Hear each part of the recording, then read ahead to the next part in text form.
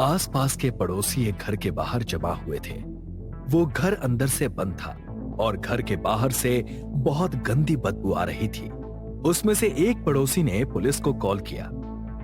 Sir, मेरा नाम चंदन है। मैं इंदिरा चौक गली से बात कर रहा हूँ। यहाँ पर एक घर से बहुत गंदी बदबू आ रही है। हम में से कोई अंदर नहीं गया है। आप प्लीज एक बार आकर चेक कर लीजिए ना। ओके, हम 10 मिनट में वहां पहुंच रहे हैं। इंस्पेक्टर राठौर, कामिनी और लालू पटेल वहां पहुंचे। लालू पटेल ने दरवाजा खोलने की कोशिश की, लेकिन दरवाजा अंदर से बंद था। इंस्पेक्टर राठौर ने दरवाजा तोड़ दिया। अंदर जाते ही उन्होंने घर की सारी चीजों को बिखरा हुआ पाया। कुछ चीजें तो टूटी हुई थीं। लालू पटेल जी, घर की सारी चीजों को रिकॉर्ड कर लीजिए। एक भी कोना छूटना नहीं चाहिए। ओके सर जी। लालू पटेल ने सब कुछ रिकॉर्ड करना स्टार्ट किया। तभी वहां पंकज का फ्रेंड विजय और उसकी वाइफ आरती भी आ गई। आरती पंकज की मुंह बोली बहन थी। पुलिस को अपने भाई के घर में देख आरती बौखला गई। वो सबसे चिल्ला चिल्ला कर पूछने लगी कि पंकज और स्मिता कहाँ हैं? कोई कुछ बताएगा कि यहाँ हो क्या रहा है? और मेरा भाई और भाभी कहाँ हैं? पुलिस ने वहां देखा कि घर में एक बंद कमरा भी था जो अंदर से बंद था। पुलिस ने वो दरवाजा तोड़ा और अंदर गए। आरती भी अंदर जाने की जिद करने लगी, लेकिन विजय ने उसे रोक लिया। अंदर पंकज कुर्सी पर बैठा था और बेड पर स्मिता की लाश पड़ी थी। पुलिस ने पंकज को पकड़ा और जेल ले जाने लगी। जेल में जाने के बाद पंकज एक ही बात बार बार बोलता रहा कि उसने स्मिता को नहीं मारा। मैंने नहीं मारा अपनी स्मिता को। मैं तो उससे बहुत प्यार करता था। मेरी स्मिता मरी नहीं है, वो जिंदा है, मेरे पास है। पंकज के दिमाग की हालत बहुत बिगड़ती जा रही थी। केस की छानबीन चल रही थी। कुछ दिन ऐसे ही बीत गए। फिर इंस्पेक्टर राठौड़ ने पंकज के ऑफिस के लोगों से बात करनी शुरू की। पुलिस वालों ने वहां के सारे स्टाफ, पंकज के कॉलीग्स और मैनेजर के साथ बातचीत की। सभी ने यही कहा कि पंकज एक मेहनती आदमी था और वो अपनी वाइफ से भी प्यार करता था। पंकज के एक दोस्त ने बताया कि पंकज की अपने मैनेजर से लड़ाई हुई थी। तुम्हारी हिम्मत कैसे हुई मेरे प्रेजेंटेशन को अपना बताकर उसे डायरेक्टर्स के सामने प्रेजेंट करने की? यू ब्लडी चीट लायर, मैं तुम्हें छोड़ूंगा नहीं। तुम पागल हो गए हो क्या? तुम प्रेजेंटेशन के लिए टाइम पर नहीं पहुंचे। अपनी गलती मुझ पर मत थोपो, नहीं तो मुझसे बुरा कोई नहीं होगा। दोनों के बीच हाथापाई भी हुई थी। पंकज ने मैनेजर को धमकी भी दी थी कि वो कंपनी के डायरेक्टर बोर्ड में उसकी शिकायत कर देगा। अगर पंकज डायरेक्टर बोर्ड में शिकायत करता तो मैनेजर का पूरा फ्यूचर फिनिश हो जाता, उसकी जॉब भी चली जाती। ये बात सुनकर इंस्पेक्टर राठौर और कामिनी मैनेजर के कैबिन में गए। क्या हुआ सर, आप यहाँ? हमारी तो बातचीत बाहर हुई थी ना। वो क्या है ना मैनेजर साहब, हम पुलिस वाले हैं, बाहर के साथ साथ अंदर का भी पता लगा लेते हैं। पसीना पोंछ लीजिए, अभी तो हमने सवाल करना शुरू भी नहीं किया। मैनेजर का पसीना छूटने लगा।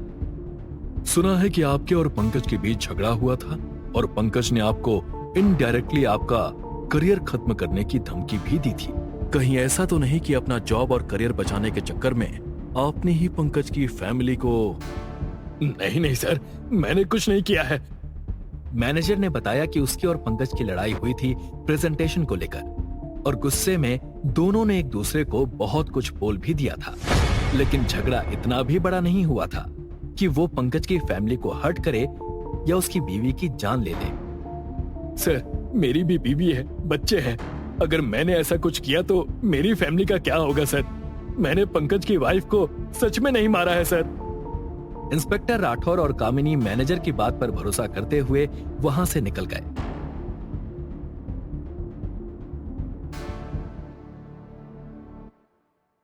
सर, इतनी छानबीन के बाद भी कोई सुराग हाथ नहीं आ रहा है।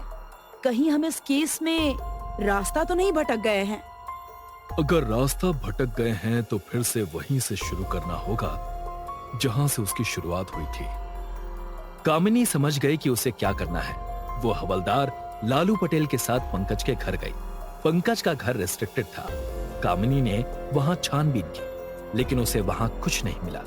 ना ही दरवाजा तोड़ने की कोई निशानी थी और ना ही चोरी की कोई निशानी। मैडम जी, हमें तो यहाँ कुछ भी नहीं दिख रहा है।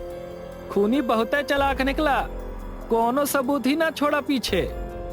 कुछ ना कुछ तो जरूर होगा जो हमारी नजर से छूट रहा है। कामिनी और लालू पटेल वापस पुलिस स्टेशन लौट आए। इंस्पेक्टर राठौड़ ने पंकज से फिर से पूछताछ की, उसे टॉर्चर भी किया, लेकिन पंकज आखिर तक यही कहता रहा कि उसने स्मिता को नहीं मारा है। इन्वेस्टिगेशन के दौरान पता चला कि पंकज ने स्मिता के साथ मनाली जाने का प्लान किया था। स्मिता के मर्डर के 2 हफ्ते बाद ही उनकी एनिवर्सरी थी और पंकज ने स्मिता को सरप्राइज देने के लिए ये प्लान बनाया था। पुलिस को ये बात बहुत अजीब लगी कि अगर पंकज को स्मिता को मारना ही था तो उसने मनाली की 2 टिकटें क्यों बुक कराई थी। इस बात ने केस को एक अलग ही मोड़ दे दिया। सर, ये पंकज तो बहुत चालाक निकला। किसी को उस पर शक ना हो इसीलिए उसने पहले से ही स्मिता की मनाली की टिकट बुक कराई थी। कामिनी, हालात चाहे जो भी हो, हमें असली कातिल को पकड़ना है। इंस्पेक्टर राठौर और कामिनी ने पंकज के पड़ोसियों से बात की। सबने कहा कि स्मिता और पंकज दोनों ही अच्छे पति पत्नी थे। आस पड़ोस के लोगों से भी उनके ताल्लुकात बहुत अच्छे थे, लेकिन पड़ोस में रहने वाली शर्मिला नाम की औरत के साथ कुछ हफ्ते पहले स्मिता का झगड़ा हुआ था। इंस्पेक्टर राठौर और कामिनी शर्मिला के घर गए। शर्मिला घर में अकेली रहती थी, उसका डिवोर्स हो चुका था। पूछताछ के बाद शर्मिला ने बताया कि उसकी और स्मिता की कोई दुश्मनी नहीं थी, लेकिन शर्मिला उससे जलती थी कि पंकज उससे कितना प्यार करता है, वो दोनों एक दूसरे के साथ कितने खुश थे और शर्मिला के पति ने उसे छोड़ दिया था। इसीलिए वो स्मिता से जलती थी और छोटी छोटी बातों पर उससे चिढ़ती थी, लेकिन वो इतनी भी नहीं जलती थी कि वो स्मिता का खून कर दे। इंस्पेक्टर राठौर और कामिनी वहां से निकल आए। सर, मुझे तो शर्मिला की बातों पर भरोसा नहीं हो रहा है। मुझे लगता है कि शर्मिला ने ही स्मिता का खून किया होगा। इंसान के अंदर की जलन उससे कुछ भी करवा सकती है। बात तो सही है कामिनी, लेकिन आज एक बात कंफर्म हो गई। वो क्या सर? इंस्पेक्टर राठौर ने कोई जवाब नहीं दिया और पुलिस स्टेशन जाकर पंकज को जेल से बाहर निकाला, क्योंकि इतनी छानबीन करने के बाद भी पंकज के खिलाफ एक भी सबूत नहीं मिला था। बाद में इंस्पेक्टर राठौर ने वो रिकॉर्डिंग मंगवाई जो मर्डर की शुरुआत में लालू पटेल ने रिकॉर्ड की थी। वीडियो रिकॉर्डिंग देखने के बाद सब कुछ साफ हो गया। पुलिस विजय के घर पर गई और उसे पकड़ा। इंस्पेक्टर राठौर ने विजय को वो रिकॉर्डिंग दिखाई जिसमें वो आरती को अंदर जाने से रोक रहा था। तब, अंदर मत जाओ, तुम देख नहीं पाओगी स्मिता को, ऐसे मत जाओ अंदर, तुम नहीं देख पाओगी। इंस्पेक्टर राठौर ने पूछा कि जब हमने कमरे में किसी को जाने ही नहीं दिया था तो तुम्हें कैसे पता कि अंदर कुछ ऐसा है स्मिता के ही बारे में जो आरती देख नहीं पाएगी? बताओ सच क्या है, क्यों मारा तुमने स्मिता को, बताओ, नहीं तो हमें अपने तरीके से सच उगलवाना आता है। पुलिस के दबाव के बाद विजय ने बताया कि पंकज और वो अच्छे दोस्त थे। दोनों ने साथ में पढ़ाई की, साथ में कंपनी ज्वाइन की, लेकिन पंकज का 2 बार प्रमोशन हुआ और बाद में जब विजय स्मिता को प्रपोज करने वाला था तो उससे पहले पंकज ने स्मिता को प्रपोज किया था और स्मिता ने हाँ कह दी थी। बस तभी विजय ने ठान लिया था कि वो पंकज से उसकी सारी खुशियां छीन लेगा। मर्डर वाले दिन जब पंकज आरती से बात कर रहा था तब उसे पता चला कि स्मिता आज घर में अकेली है।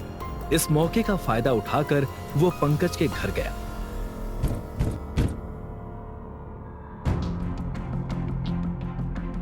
अरे विजय, आप? अरे मैं पंकज से मिलने आया था। लेकिन पंकज आज बाहर गए हैं, उन्हें आने में थोड़ी देर हो जाएगी। आप अंदर आइए ना। विजय अंदर गया और उसने पीछे से स्मिता के सर पर जोर से डंडे से वार किया। अंदरूनी चोट की वजह से स्मिता की मौत हो गई। फिर उसने स्मिता की लाश को उठाया और अंदर कमरे में बेड पर रख दिया।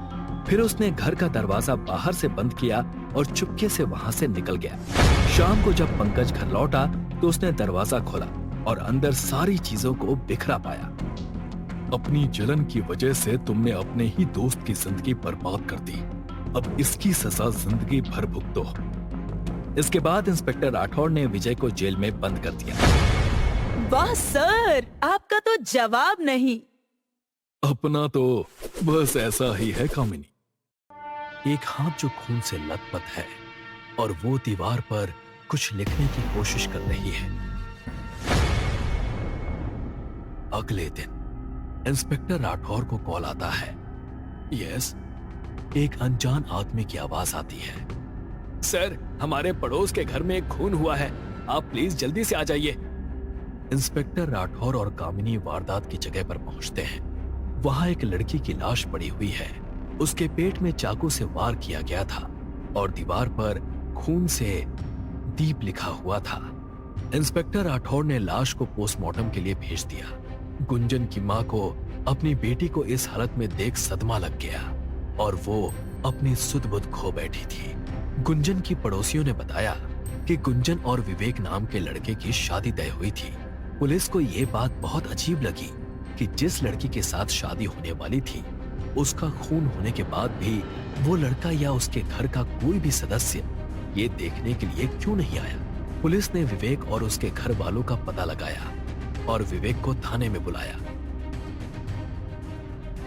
हाँ सर, ये बात सच है कि मेरी और गुंजन की शादी तय हुई थी और 1 महीने बाद हमारी शादी भी थी, लेकिन किसने सोचा था कि ये सब हो जाएगा। अब हमें सब सच सच बताना, तुम और गुंजन कैसे मिले थे और तुम दोनों का रिश्ता कैसा था। विवेक ने बताया कि अरे, आप आ गए। आइए आइए, मैं कब से आप सबका इंतजार कर रही हूँ। आइए बैठिए। गुंजन की मां ने विवेक के घर वालों को बैठने के लिए कहा और उन्होंने गुंजन को आवाज लगाई। किचन से गुंजन हाथ में चाय का ट्रे लेकर आई। गुंजन को देखते ही विवेक को गुंजन पसंद आ गई। थोड़ी देर बात करने के बाद गुंजन और विवेक दोनों ने एक दूसरे के लिए हाँ कर दी। अगर लड़का लड़की की हाँ है तो हमें कोई प्रॉब्लम नहीं है शादी के लिए। हमें भी इस रिश्ते से कोई ऐतराज नहीं है। ये तो मेरी बेटी की खुशनसीबी है कि उसे आप जैसे लोग मिल रहे हैं। सब सही चल रहा था। विवेक और गुंजन धीरे धीरे एक दूसरे से प्यार करने लगे थे। वो कॉल करते, वीडियो कॉल करते, कभी कभी बहाने बनाकर साथ में घूमने चले जाते, अपने फ्यूचर के बारे में प्लानिंग करते, मानो कि वो दोनों एक दूसरे के लिए ही बने हो। सर, मैं गुंजन को मन ही मन अपनी पत्नी मान चुका था। मैं उससे सच में प्यार करने लगा था। अगर तुम सच में उससे प्यार करने लगे थे तो उसकी मौत की खबर सुनकर आए क्यों नहीं? सर, मैं वापस तब आता ना जब मुझे इसके बारे में कुछ पता होता। सर, मेरे एक रिलेटिव की शादी थी, इसलिए मैं अपने परिवार के साथ आउट ऑफ टाउन था। हम सब आज ही घर आए हैं। विवेक ने बताया कि वो अपने परिवार के साथ पिछले 1 हफ्ते से बाहर था। वो गुंजन को भी अपने साथ लेकर जाना चाहता था, लेकिन गुंजन नहीं मानी। पुलिस ने विवेक के बताए अनुसार इंक्वायरी की। सर जी, हमने विवेक के बारे में इंक्वायरी की और वो सच बोल रहा है। वो पिछले 1 हफ्ते से अपने परिवार के साथ आउट ऑफ टाउन था। ये तो ठीक है लालू साहब, पर ये दीप की स्टोरी कुछ समझ में नहीं आ रही है। गुंजन पूरा नाम तो नहीं लिख पाई, लेकिन कोई ना कोई सबूत तो छोड़ा ही होगा। हमें अपनी तलाश जारी रखनी होगी। इंस्पेक्टर राठौर ने कुछ पुलिस वालों को गुंजन के घर की तलाशी लेने के लिए भेज दिया और उसके बाद एक चौंकाने वाली बात सामने आई। घर में चोरी के कोई निशान नहीं थे, ना ही घर में किसी के जबरदस्ती घुसने के निशान थे और ना ही घर में कोई चोरी हुई थी। ये सारी बातें इस केस को और भी उलझा रही थी। कुछ दिनों के बाद गुंजन की मां को होश आने लगा और वो जोर जोर से रोने लगी। कामिनी ने उनको संभाला और उनसे पूछताछ की। साहब, हम तो गरीब लोग हैं, हमारा कौन दुश्मन हो सकता है? हमारे तो कोई रिश्तेदार भी नहीं है। हम माँ बेटी ही एक दूसरे का सहारा थे। आपको किसी पर शक है क्या? कोई गुंजन का पुराना बॉयफ्रेंड या उसे परेशान करता हो, ऐसा कोई? गुंजन की मां ने बताया कि कुछ दिन पहले उनके घर की लाइट खराब हो गई थी, इसीलिए उन्होंने एक इलेक्ट्रिशियन को बुलाया था। काम खत्म करने के बाद वो पैसे ज्यादा मांगने लगा। गुंजन ने मना कर दिया था, और इस बात से वो इलेक्ट्रिशियन बहुत ज्यादा गुस्से में आ गया था। कहीं अपने गुस्से की वजह से तो उसने मेरी बेटी को नहीं मारा होगा ना? उसका नाम क्या था? सर, उसका नाम शायद दीपेश था। ये नाम सुन सबको लगा कि शायद दीपेश ने ही ये सब किया होगा, क्योंकि गुंजन ने भी अपने खून से दीवार पर दीप लिखा था। पुलिस ने उस एरिया के लोगों से दीपेश के बारे में पूछताछ की। पुलिस को दीपेश का पता चल गया। पुलिस ने दीपेश को गिरफ्तार कर लिया। सर, आप ये क्या कह रहे हैं? मैंने किसी का खून नहीं किया है। हाँ, ये बात सच है कि हमारा पैसों को लेकर झगड़ा हुआ था। सर, मैंने वहां 2 दिन काम किया था, लेकिन काम ज्यादा हो गया था, इसलिए मैंने पैसे ज्यादा मांगे थे। दीपेश ने बताया कि उसने काम तो किया था, लेकिन गुंजन ने ज्यादा पैसे देने से इनकार कर दिया। सर, मैं अपने काम का पैसा भी उससे वसूल नहीं कर पाया, तो खून कहां से करूंगा? हमारे लिए दिन के 300-500 रुपए भी बहुत ज्यादा होते हैं अपना गुजारा करने के लिए। अगर तुमने कुछ नहीं किया, तो गुंजन ने तुम्हारा नाम अपने खून से क्यों लिखना चाहा? सर, मैं खुद भी कुछ समझ नहीं पा रहा हूँ सर, लेकिन मैंने कुछ नहीं किया। आप प्लीज असली गुनहगार को जल्द से जल्द पकड़ लीजिए। दीपेश की बात सुनकर यह केस और भी ज्यादा पेचीदा हो गया था। दीपेश को सस्पेक्ट के तौर पर अरेस्ट किया गया था। फिर दीपेश ने एक चौंका देने वाली बात पुलिस को बताई। उस बात से केस के सारे धागे ही खुल गए। सर, मैंने कुछ नहीं किया है सर। मैं क्यों गुंजन को मारूंगा? मेरा उससे क्या रिश्ता? वही तो जानना है हमें कि तुम्हारा और गुंजन का रिश्ता क्या है और तुमने क्यों मारा गुंजन को। तभी वहां दीपेश आ गया।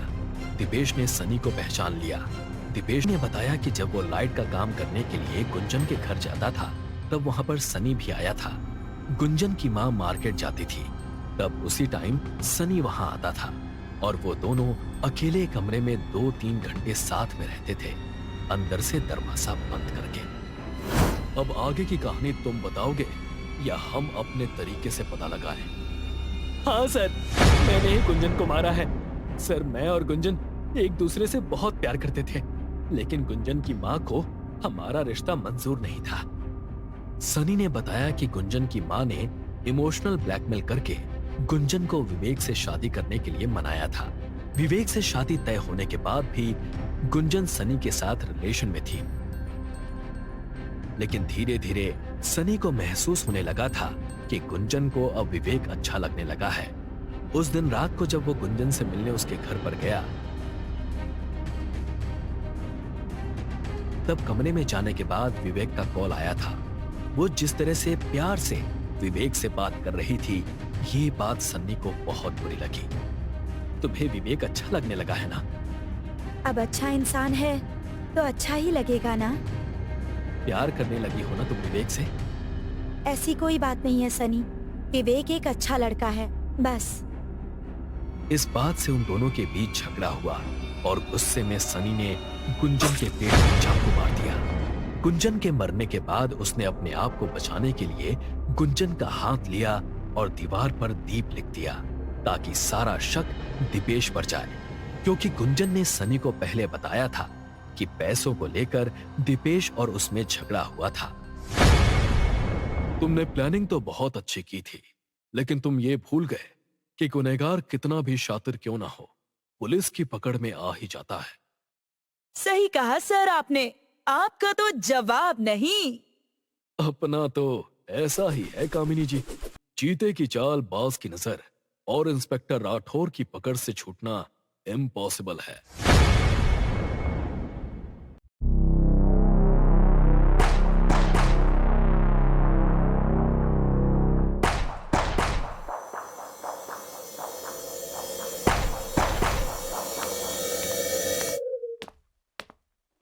सर, बाहर एक आदमी अपनी भांजी की गायब होने की रिपोर्ट लिखाने आया है, पर सर वो पहले आपसे मिलना चाहता है।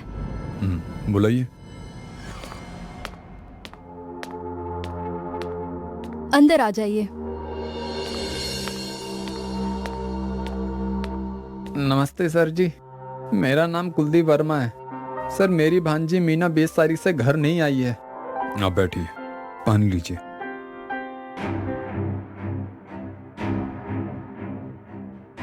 आपने रिश्तेदारों के पास पता किया? जहां भी जा सकते थे वहां जा चुके हैं, लेकिन उसका कहीं कुछ पता ही नहीं चला, इसलिए आपके पास। प्लीज उसे ढूंढ दीजिए। जी हम पूरी कोशिश करेंगे। आप इन्हें अपना नाम, पता और मोबाइल नंबर दे दीजिए, और भांजी मीना का भी। जी सर।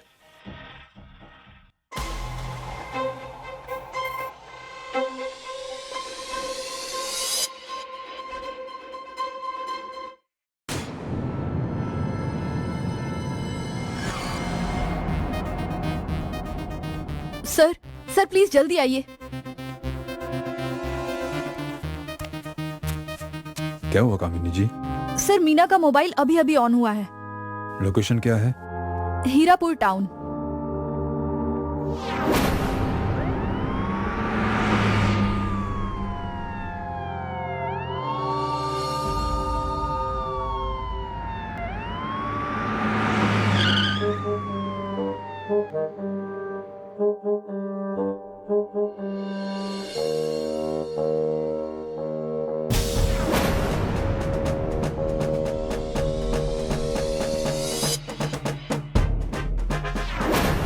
आप कौन है? छोड़िए मुझे, छोड़िए। सोनू बेटा, ये इंस्पेक्टर राठौर की पकड़ है, छूटेगी नहीं। इंस्पेक्टर राठौर, आपको मेरा नाम कैसे पता? पुलिस वालों को सब पता होता है, और अब जो हमें नहीं पता है वो तुम बताओगे। ये मोबाइल तुम्हें कहाँ से मिला? सर ये मेरा मोबाइल है। ये मोबाइल मीना नाम की लड़की का है जो लापता है, इसलिए सच सच बोल, वरना। सर प्लीज मत मारिए सर, मारिए मत, मैं बताता हूँ, सब बताता हूँ। ये मोबाइल मुझे ट्रेन में पड़ा मिला था सर। सच बोल रहा है ना? हाँ सर, मम्मी कसम, एकदम सच बोल रहा हूँ। ये मोबाइल मुझे ट्रेन में ही मिला था। मैं पढ़ने लिखने वाला सीधा साधा लड़का हूँ सर, प्लीज मुझे जाने दीजिए। सर इसके खिलाफ कोई आपराधिक रिकॉर्ड नहीं मिला है। इसके मोहल्ले से पता किया है, सभी इसकी शराफत का सर्टिफिकेट देने के लिए तैयार हैं। अक्सर शराफत का नकाब पहने हुए लोग ही क्राइम को अंजाम देते हैं कामिनी जी। खैर, तुम अब जा सकते हो।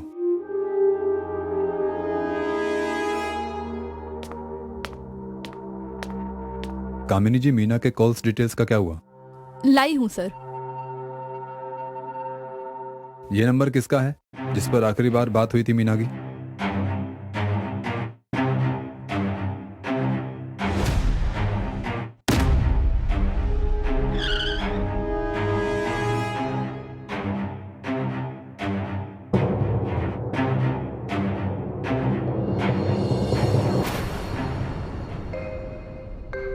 टाइम पर ही आ गए।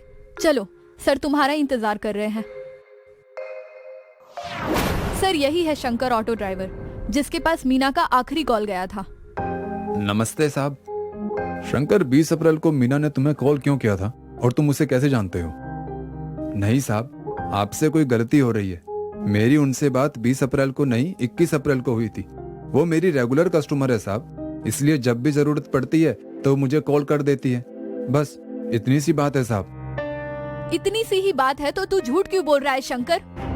मीना से तेरी बात 20 तारीख को हुई थी। कहीं तूने ही तो उसे गायब नहीं किया? मैं उसे क्यों गायब करूंगा मैडम जी? ना कोई लव का लफड़ा, ना कोई पैसों का लेन देन। वैसे भी मेरी उम्र देखिए और उसकी देखिए। मीना बिटिया मेरी बेटी जैसी थी। वो उस दिन अपने गांव जा रही थी तो मैंने ही उसे उसके गांव तक छोड़ा था, लेकिन छोड़ने के बाद जब मैं वापस जा रहा था तो उन्होंने मुझे फिर से कॉल किया। उसे जमीन के फेंसिंग करवाने के लिए मजदूर चाहिए थे। मैंने मजदूर अरेंज कर दिए। फेंसिंग के काम निपटते ही वो मेरे ही ऑटो में वापस दिल्ली आ गई। साहब ऐसे मत घूरो साहब, जो सच था मैंने वो सब आपको बता दिया है। मैं बस इतना ही जानता हूँ। ठीक है शंकर, तुम जा सकते हो। सर आपने इसे जाने क्यों दिया? क्योंकि ये सच बोल रहा था। 21 अप्रैल को शंकर मीना को पहले उसके गांव लेकर गया और फिर वापस भी ले आया था। लेकिन सर, अगर मीना 21 अप्रैल को वापस घर आ गई थी तो 20 अप्रैल को गायब कैसे हो सकती है? अब इस रात से पर्दा तो मीना का मामा कुलदीप ही हटा सकता है। गाड़ी तैयार करवाओ, हम अभी उनके घर चलेंगे। जी सर।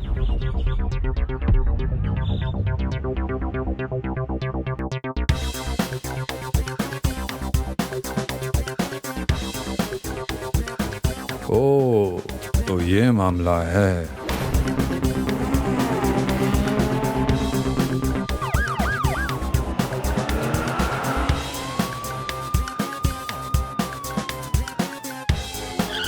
अरे आप सर, कुछ पता चला मीना के बारे में? उसके बारे में भी बता देंगे, लेकिन पहले हम आपसे कुछ बात तो कर लें। कैसी बात? उसकी जमीन की बात, जमीन की बाउंड्री बांधने की बात, 21 तारीख की बात, आप दोनों के बीच हुए झगड़े की बात, और फिर ये आपने जो मीना के साथ किया उसकी बात। क्या बकवास कर रहे हैं आप? भला मैं अपने भांजी को क्यों मारूंगा? हमने तो ऐसा कुछ कहा ही नहीं कुलदीप जी कि आपने मीना को मार दिया है, लेकिन कमबख्त ये डर बहुत कमीनी चीज है, सच को बाहर ले ही आती है। पर आप टेंशन मत लीजिए, गलती से ही सही पर सही आदमी से टकराए हैं। अब देखिए, दुनिया में हजारों लोग रोज पैदा होते हैं, हजारों रोज मरते हैं। ऐसा ना हो तो नेचर का बैलेंस बिगड़ जाएगा। बताइए, बिगड़ेगा कि नहीं बिगड़ेगा? बिगड़ जाएगा, वही तो। बाकी आप समझदार हैं, अगर आप चाहते हैं कि ये बैलेंस ज्यों का त्यों बना रहे तो आप हमारा कुछ ध्यान रख लीजिए। आई प्रॉमिस, आंच नहीं आने दूंगा आपके नाम पर। मतलब हमारा मुंह बंद करने के लिए हमारे मुंह में पैसा वैसा ठूस दीजिए बस। बाकी मीना वीना की गुमशुदगी को हम समझ लेंगे।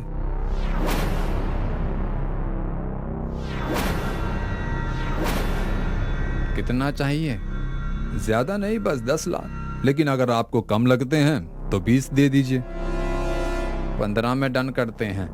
डन, लेकिन पेमेंट लेने से पहले हमें सारे सबूत मिटाने होंगे। क्या है कि वर्तमान में कभी कोई काम इतना अधूरा नहीं छोड़ना चाहिए कि भविष्य का वर्तमान आपको परेशान करे। इसलिए हर काम परफेक्ट होना चाहिए। हमें मीना की बॉडी को जलाना होगा। तुम ठीक कहते हो, उसे मैंने उसके जमीन में गाड़ दिया है। माना कि जमीन उसकी थी, लेकिन हम उस जमीन पर सालों से काम करते आ रहे हैं। 22 एकड़ की जमीन ऐसे कैसे जाने देता? कामिनी जी, अरेस्ट कीजिए इस खूनी मामा को और जल्दी से बॉडी निकलवाइए। धोखा, मैं तुम्हें छोड़ूंगा नहीं इंस्पेक्टर। सर, आपको कैसे पता चला कि कुलदीप ने ही अपनी भांजी को मारा है? मुझे नहीं पता था, बस सोशल मीडिया पर मीना और उसके मामा की आए दिन जमीन को लेकर लड़ाई होती थी। बस फिर क्या, तुक्के के बिछाए जाल में शिकारी खुद फंस गया। सर, ये सब कमाल आप कैसे कर लेते हैं? अपना तो ऐसा ही है।